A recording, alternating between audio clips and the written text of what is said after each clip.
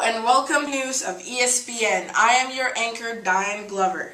Tonight, we will have a riveting debate for you regarding the ethical treatment of NCAA Division I schools towards their African American athletes.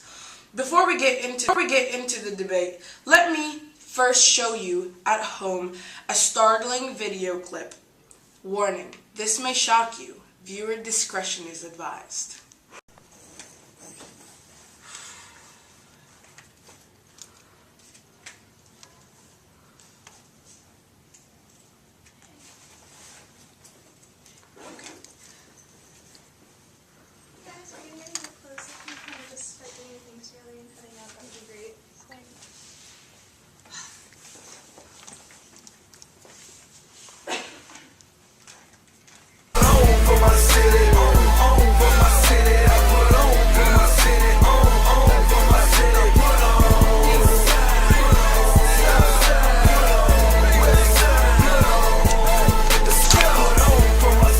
Every day I see my dream. Every day I see my dream. Every day I see my dream. Every day I see my dream. Every day I see my dream. Shut up, lose, man. Oh, where's your? Oh, they're still in, man. They're still in. They're gonna lose to. Oh yeah, D-Rose. Oh yeah. He's back. Like after 2 of these. On and pop it, yes. The party's rocking, yes. The cuties rocking, yes. And there ain't no stopping, yes. It's on and popping, yes. The party's rocking, yes. The cuties rocking, yes. Okay, don't know that one. Okay. Don't know that one. Okay. That's this next page though.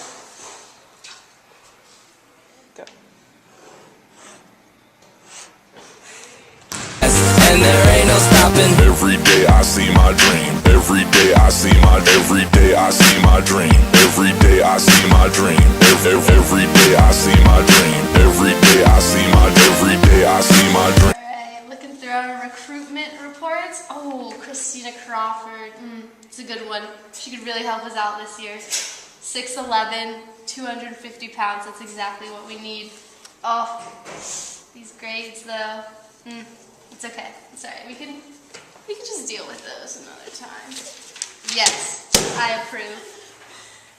Oh man, this feels so good. I'm so excited to be playing in a D1 school. You know, like especially a school that is a predominantly white school.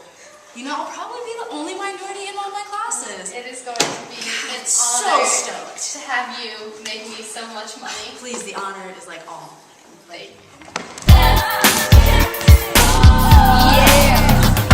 Now basketball is my favorite sport. I like the way they dribble up and down the court. Yeah, sick game. Sports, yeah. Awesome. It's a sports thing. Yeah. Bye. See ya. Yes. What's wrong? I just like. What came back to you? Okay, I don't get.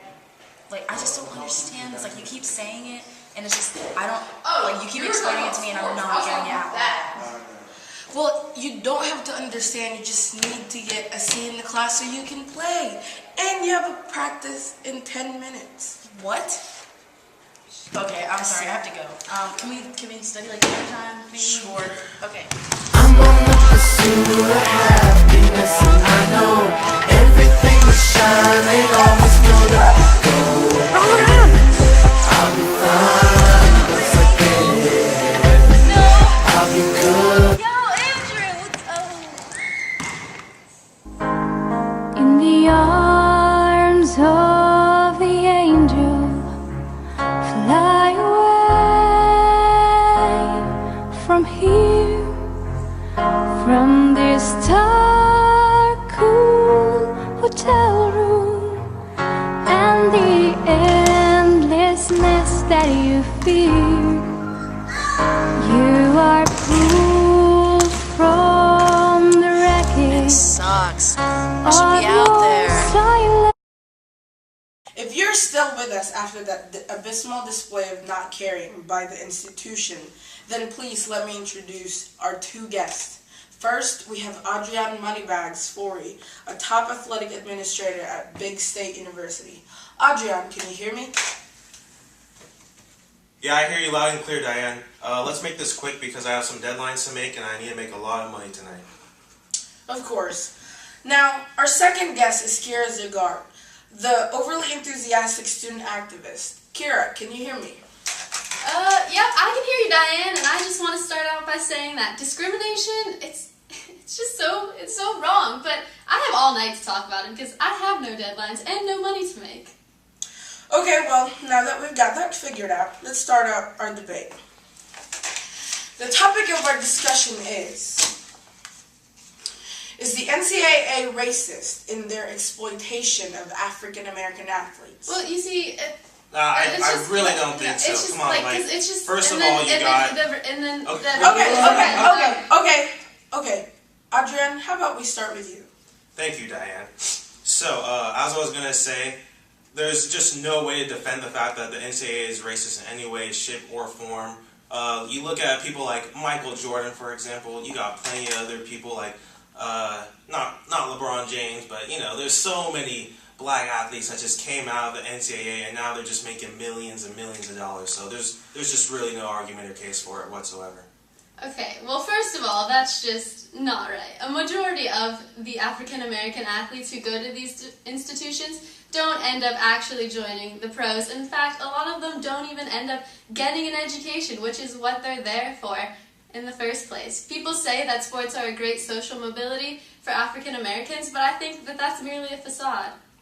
Okay, well, first of all, I didn't even understand like half of what you just said, so there's that. And then secondly, I'd just like to say that if the NCAA were hypothetically exploiting their athletes, shouldn't we be just as concerned about the white athletes and any other ethnicity? Alright, well, Adrian, while white athletes are exploited by the NCAA, that's not the point of our debate tonight. Specifically, the white power structure in the society inhibits the ability of these African American athletes to succeed apart from being a commodity on the playing field. Now, I'm not sure if I heard you correctly, but you're telling me that the experiences of white and black athletes on the same team at the same university are distinctively different? No, I'm not saying that at all. That sounds absolutely like absurd. First of all, the individual institutions spend millions of dollars each year to improve their programs, and if we were going to be exploiting these athletes, we'd exploit them all just as evenly across the board. We wouldn't just focus on the black athletes, we'd get them all just as bad. So I don't think that's really a case to have. Okay, well, while you might spend all this money on these research institutions, this is not reflected in the poor graduation rates of African American athletes. Clearly, you guys are only helping them major in eligibility so that they can continue to play and make you guys money. Additionally, off of the distinction between white and black athletes just don't fit in as well in their classrooms among their peers at these majority white schools. So they don't feel as comfortable in the classroom and therefore aren't able to succeed. Alright, Diane, Kira, I don't think it's really the institution's fault that black athletes don't really want to study, so...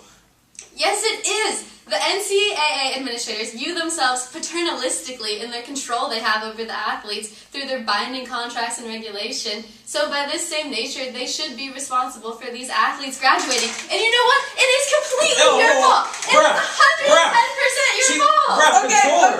Okay. Kira, sit down. Well, we're gonna let our guests calm down a little, so we're gonna take a little commercial break. We'll be right back.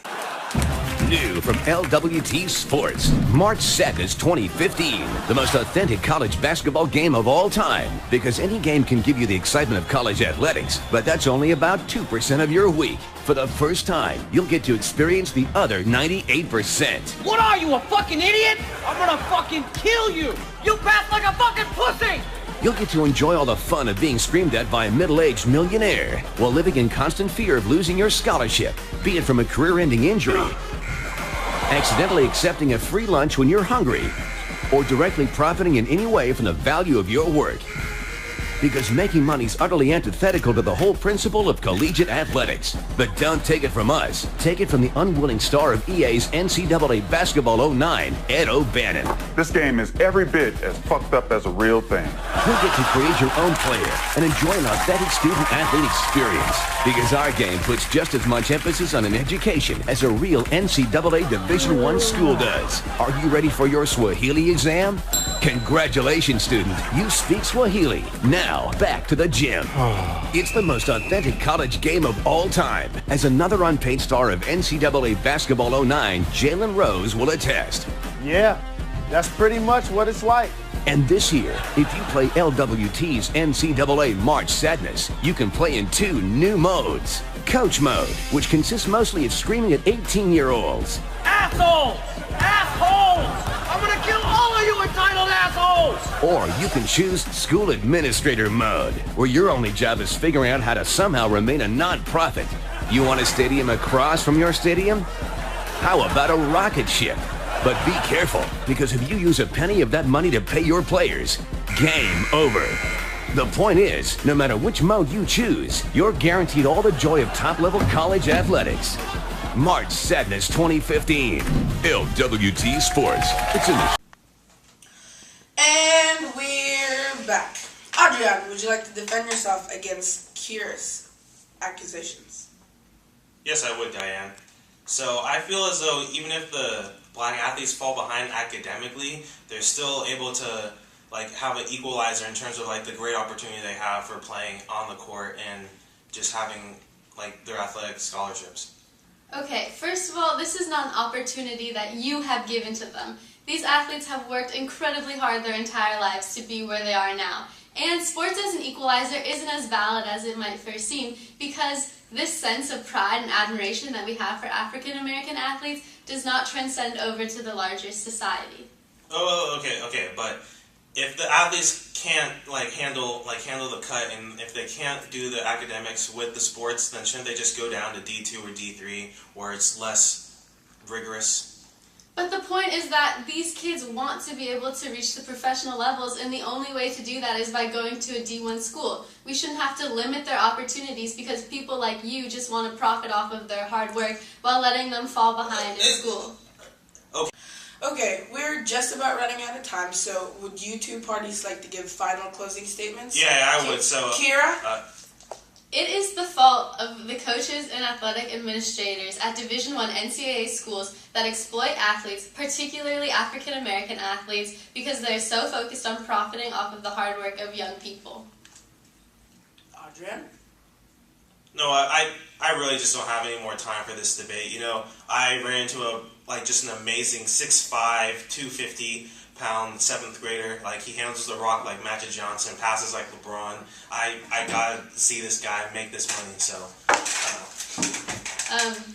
does this mean that I win? I think so. Yes! My mom's gonna be so proud! Hey Mom, guess what? Yeah! Well, as the sun sets on another beautiful day here at the ESPN Reporting Center, let us remember what we learned here tonight. Exploitative practices of NCAA Division I schools towards black athletes does appear to be a particular form of racism that must be controlled by the larger population. Diane out. Up next, we have the amazing story of a young African-American middle schooler being recruited by numerous top-level universities. You simply won't believe what this kid can do.